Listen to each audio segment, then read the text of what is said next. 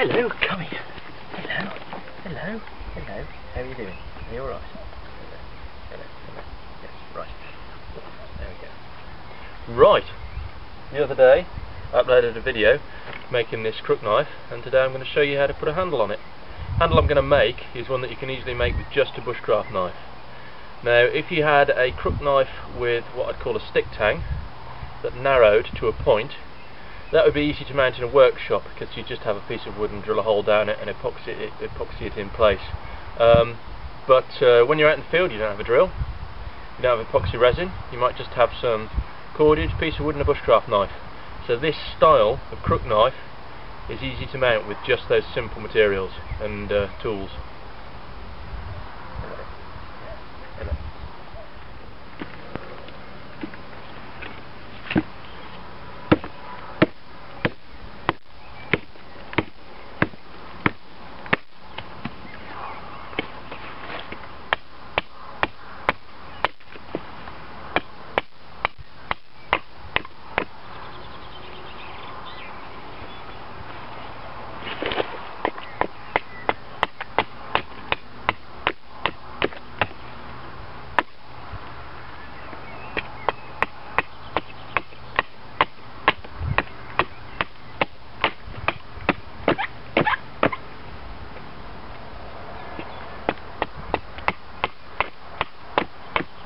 You can do all this with a bushcraft knife, but using an axe just speeds it up.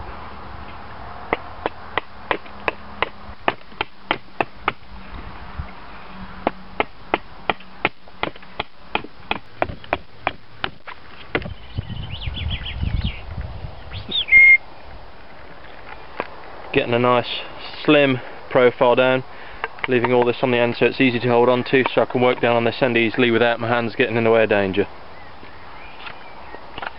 Had a really nice evening. Got a wet bum though, that log's damp.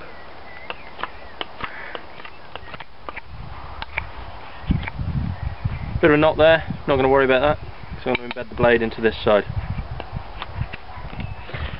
Okay, so your next stage is to mark on your handle the groove you need to create to hold the blade in place. So I'm just going to put that there like that.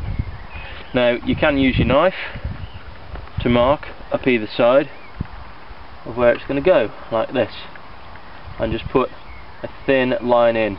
If you're not confident about doing this with a knife, just use a pencil. Also limits any chance of you accidentally damaging your knife blade, or even worse, cutting yourself when doing this. There we go, and there's two faint lines now, which I'm going to use as my guide to carve out to fit this into the handle. Okay, so I've gone over those lines with a pencil just so they show up a little bit better on camera. What you need to do now is put in deep marks with your knife on these pencil lines. So you need to place your knife on it, cutting edge down, keep it nice and straight, and just bear down with your knife like this. So you've got deep cuts in with your knife. Keep it nice and straight. Do the same on the other side. Now the grain of the wood is running that way, so the wood will naturally split out that way, but of course it will also split back here, so I need to sever the grain here, and that's why I need to do a cross cut as well. So I'm putting the point of my knife in there, cutting down and stopping just over halfway, and then I'm going to turn the piece around, place the point of my knife in here on the other bit, and cut down.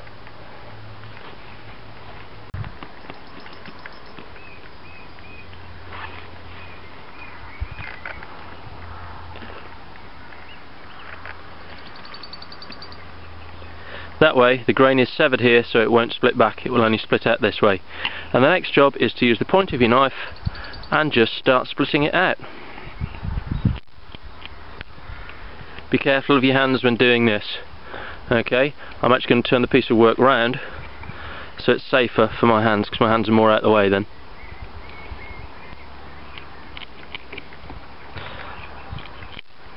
See how it's splitting out along the pencil line?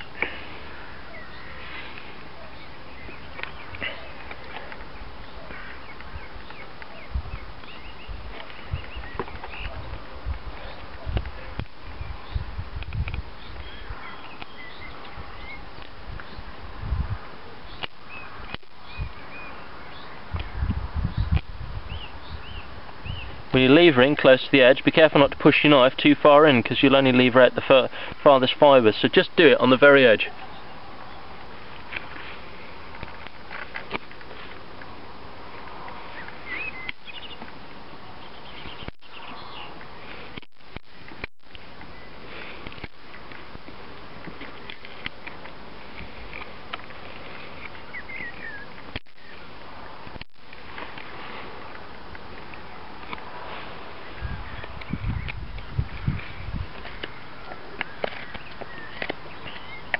So you get to a point where you can just scrape in with your knife like this, just to neaten it out and get the bottom nice and flat.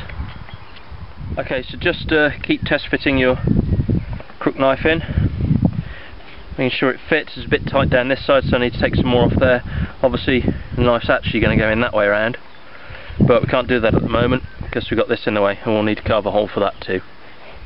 That's now good fit in there, so I need to carve the hole for this tail end to go to hook into. Stops it pulling out.